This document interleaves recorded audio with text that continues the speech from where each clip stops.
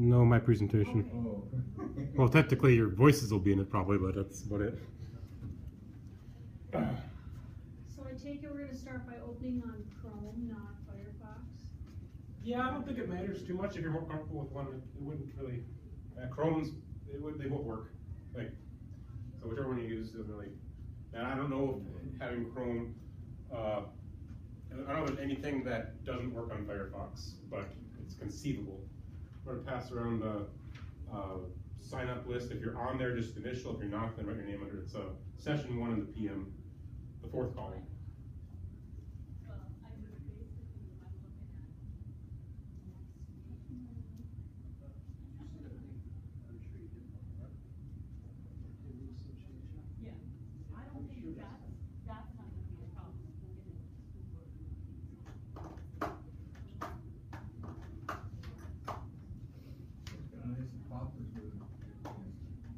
Look around there and relax. They're great. Yeah, hold on. I'm not on here. I'll just write my name on. Oh, it is. It's not updated. It's from like yesterday. So if you sign up later, it wouldn't be on there. If you didn't sign up at all, it doesn't matter. You can still just write your name in. I'm not even positive it looks it, to be honest. I'm not 100% positive it looks it. It feels, the new Poplars feels more efficient to me. That's me too. You felt like you just got in the door at the old one and you had walked so far before you could accomplish anything. And it was more for me over there, more feeling get it done and get out of there. And here it's just it seems more welcoming. Oh, yeah. It's just, You know, it might be that you end up walking as many steps as you usually do, but it just feels but different. it's carpeted. It's beautiful. We are. Yes, you are. We are. The 4th call, The PM one, yeah. Okay, great. So go to Google Apps. Thank you. Yep. Actually, you don't even need to go to Google Apps at this exact second. If you could type in this address here, goo.gl/s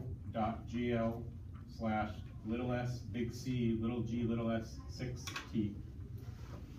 That's going to get you to an introductory Google form that I want you all to fill out. Start.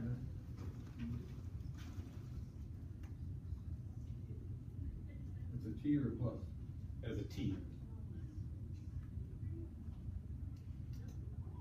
Now that's that's not really part of Google Forms, but one of the easy ways to share a Google form is to share like the address of whatever form you want whoever to fill out, whether it's your students or a colleague or parents especially, because if it's a student, you know, there's other ways to share within Google Classroom if you use that, or making contact lists. But you could also put like a web address on a web page to link to a Google form that anyone could. You just put that in the search. In the search? This right here. Of just a search engine? Yep. Well, that's the web address right there. Oh, I typed. Just in your web address bar at the top. Okay, okay. One thing wrong. I put it in the search. What it is, the actual link to this is actually way longer. You can see how long the actual link to get there is.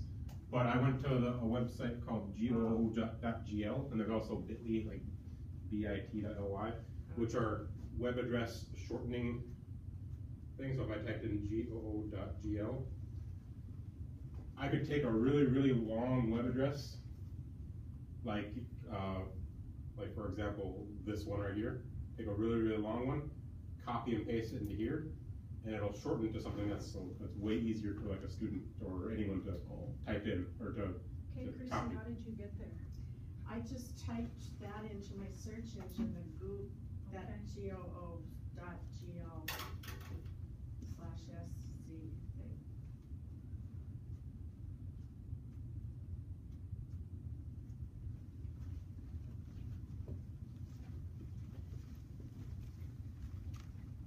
Should read it bigger. But then there's the form that I sent you is two things. It's mimics like what a quiz might look like. It's got some random trivia questions that have right or wrong answers on it. And then the other parts are demonstrating the different types of questions that you can use in a Google form, whether that be for a test or a quiz, or whether it be for a survey for parents or students or other teachers or anything. So there's a lot of different options. One of the nice things about Google Forms is you can do a lot of different things with it. It's kind of, you can do assignments that you can grade pretty much automatically. You can do surveys to sign up for athletic teams or to sign up for activities or responsibilities or committees or whatever. You could use it to do whatever. It's easy to share with anyone, like a colleague or parents or students, and it's easy to store and grade, and saves a lot of time, especially if you take an assignment that was done in paper. You can put it into a Google form, and you don't have to worry about sending it off to print shop or students losing them, because once they send it to you, you have it, and they can't lose it. So it takes care. It does a lot of takes care of a lot of that management stuff.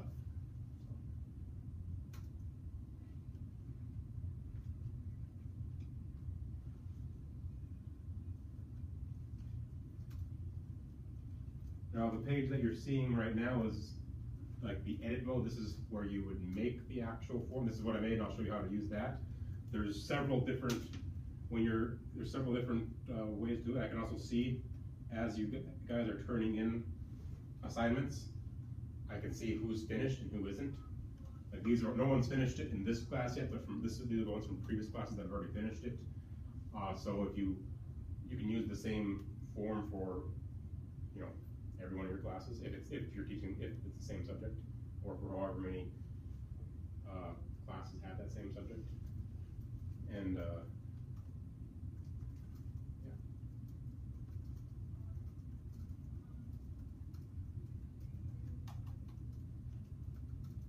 Is anyone having trouble getting to the form still, or are we all? Yeah, when you say the form, we're supposed to be doing the quiz. Yep, it's just doing the quiz.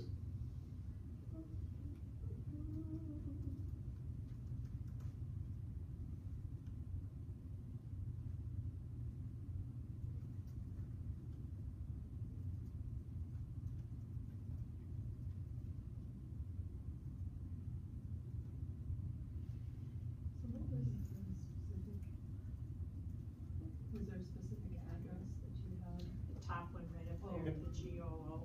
Okay.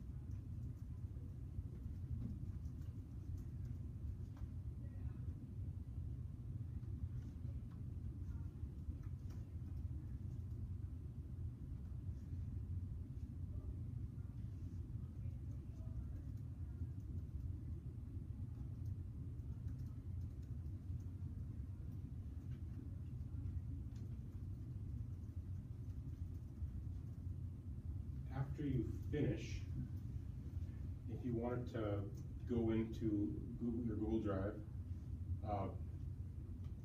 do you all know how to get into your Google Drive accounts?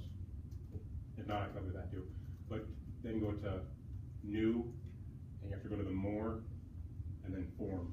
You just get one opened up. Get a new one opened up. If it says here intro Google form, can we just click on that? Will that take us there? We're on this, can we just click on that? Will that take us? You click on the create your own, and it'll start your own. Yeah, after you finish. Actually, that's way easier. I didn't know that. Create your own. Yeah.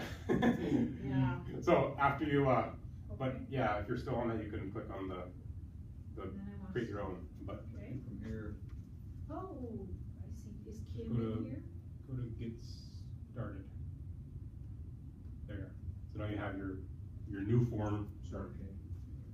You have to then go to Google Forms and it should bring you right to the new one. And just get started. Get rid of it? Oh. Yeah, just click on the get started button. Alright.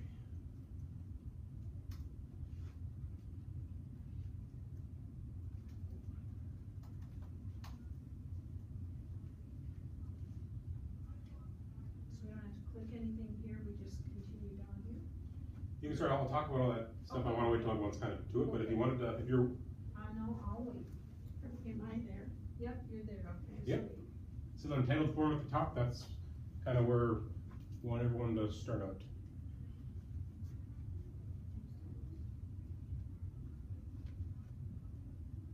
Okay, go to Drive. And then the new button. And then more and forms. There.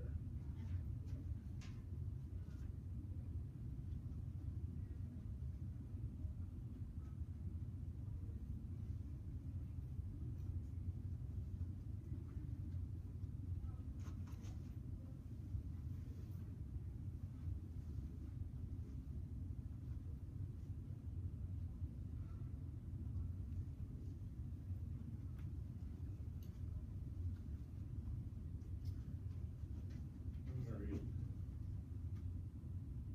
Yep. Almost everyone's in.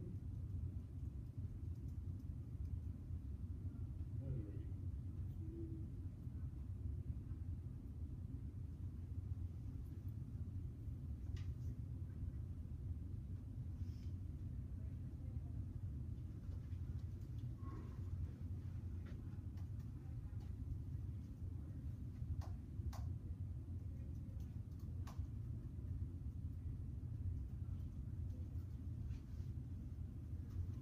Yeah, this makes you write a AM and PM. Now I got it. Now I made this particular form where every question was required before you could submit, which is a choice you may or may not want for with students. I mean, if you want them to answer every single question, obviously you'd want to click on if that is a required question. I'll show you how to do that in a moment. So click we're all done with that, and just get to the create. Click on that right there, so we're all at the same spot, and go to Google Form. The blue button. And get started. Okay, so the first thing that when you make a form, you're gonna wanna give it a name. I mean, to give it a name, all you gotta do is click in the top corner, call it whatever you want. I don't know, science test, I'll call mine, you guys can call yours, whatever you wanna call it. You know, if you're doing a survey, you call it that, or, doesn't matter, just don't wanna have it untitled or else you're gonna have, Where did like, you go to do that? I mean, Top. I put my cursor in there and wrote it out, but is that, that's it? top left, this top where it's the italicized untitled form, you just click on that. I'll click on that. Yep, and then you can type in whatever you want for your title, so that'd be whatever title you wanna call it, if you're making a test or a quiz, you know, just name it whatever, don't have to get fancy with it. Then there's all these check boxes that are the settings, and those are kind of your choice if you want, what you want to do or not. If it's something that it's for like parents that wouldn't have a Google email, then you probably wanna uncheck the required Grand Forks Public Schools login to do it. But if you're sending it out to the public, which may be something you need, for certain surveys or things you might need to, you uncheck that. If it's for your students or for staff, they're gonna have a Google login, so you can keep that unchecked. So if you're sending it out to parents, how do they get it then? You would have to like email them the link, probably. Okay. Or if you have like a web page, if you have a web page, you could put it on the web page. You could send home you could send home a piece of paper with the kids, I guess, too. And what would the link be? Or Would it be that thing? Or I mean. it would be like one of those, yeah. It would, okay. You It could, would be unique to them. Yeah, it's unique to, it wouldn't be that exact one, you your